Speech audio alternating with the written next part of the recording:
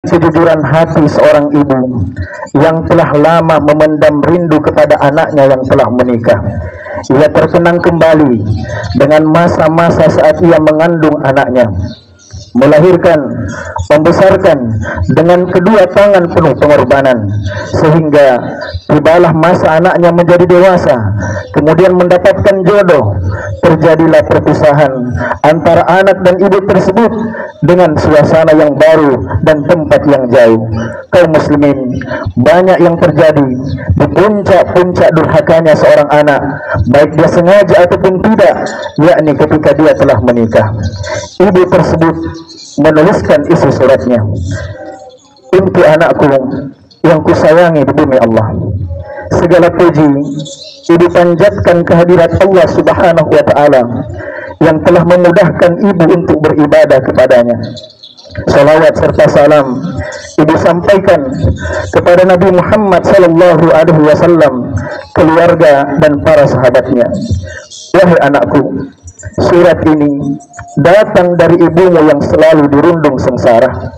Setelah berpikir panjang, ibu mencoba untuk menulis dan menggoreskan pena, sekalipun keraguan dan rasa malu menyelimuti diri.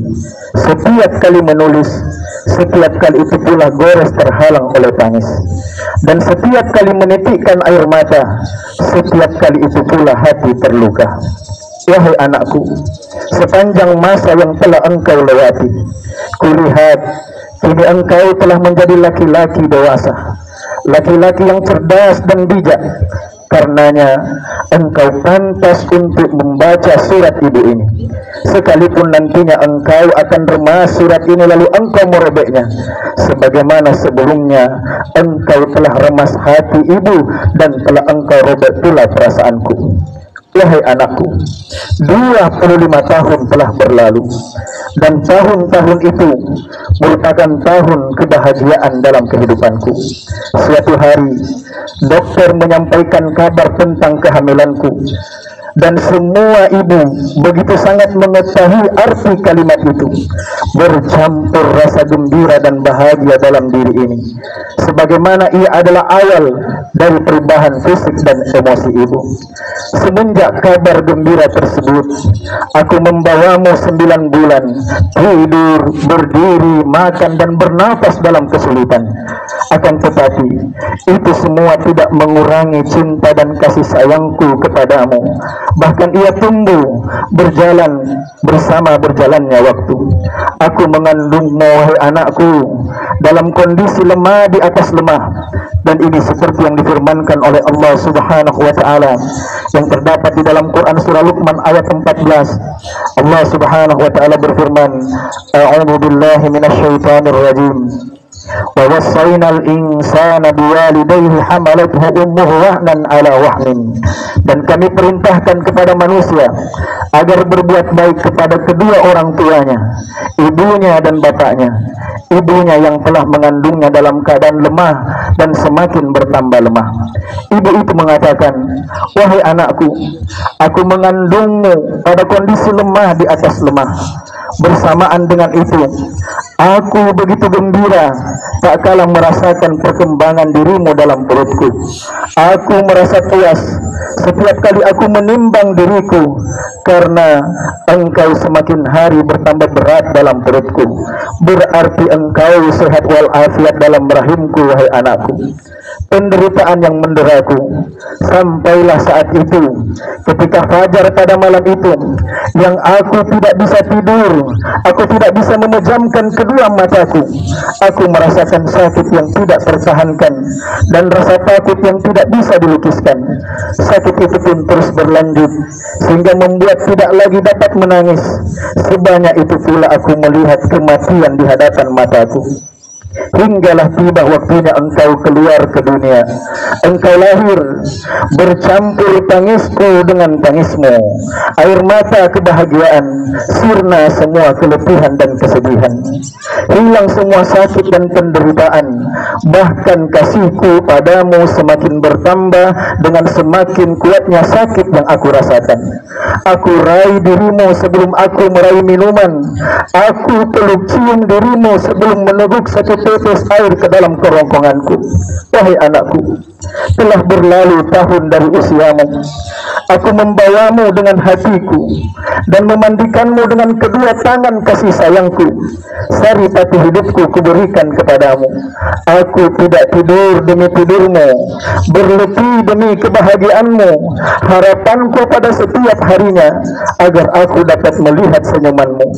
Kebahagiaanku setiap saat agar setiap yang engkau minta aku bisa memenuhinya. Itulah kebahagiaanku, wahai anakku. Kemudian berlalulah waktu, hari berganti hari, bulan berganti bulan, dan tahun berganti tahun.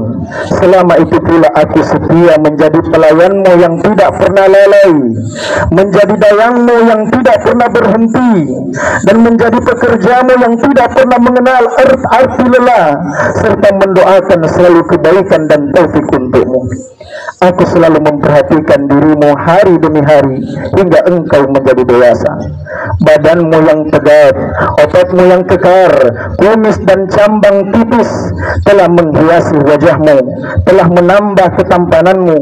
Tak kala itu, aku mulai melirik ke kiri dan ke kanan untuk mencarikan pasangan hidupmu.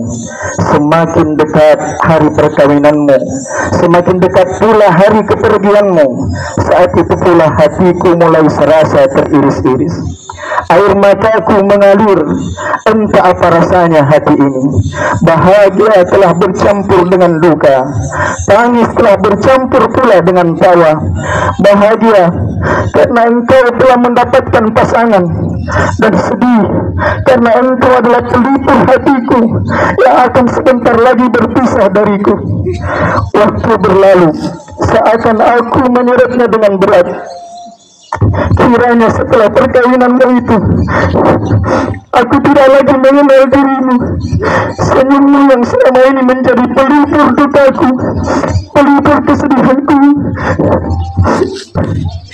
sekarang telah sirna bagaikan matahari yang ditutupi oleh kegelapan malam.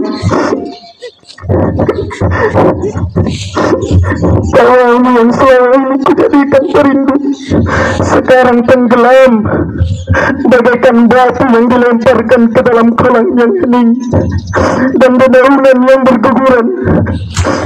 Aku benar-benar tidak mengenalmu lagi, anakku, sebagaimana engkau telah melupakan ibu dan melupakan aku. Terasa lama hari-hari yang kulewati hanya untuk melihat rupamu. Detik demi detik kuhitung, wahai anakku, demi mendengar suaramu. Akan tetapi penantian yang kurasa begitu sangat panjang. Aku selalu berdiri di depan pintu hanya untuk melihat dan menanti kedatanganmu. Setiap kali pintu rumah berdiri, aku menyangka engkau akan datang. Setiap kali telepon berbunyi, aku menyangka engkau yang akan menelpon ibu. Setiap suara kendaraan yang lewat, aku merasa engkau yang akan datang.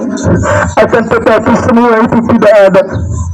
Penantianku sia-sia dan harapanku hancur berkeping-keping. Yang ada hanya keputusasaan, yang tersisa hanyalah kesedihan dan semua keletihan yang selama ini kurasakan, sambil ibu menangisi takdir yang telah ditetapkan oleh Allah Subhanahu wa Ta'ala. Anakku, ibumu tidak meminta banyak kepadamu dan tidak menagih kepadamu yang bukan-bukan. Yang ibu pinta, nak, jadikan ibumu sebagai sahabat dalam kehidupanmu.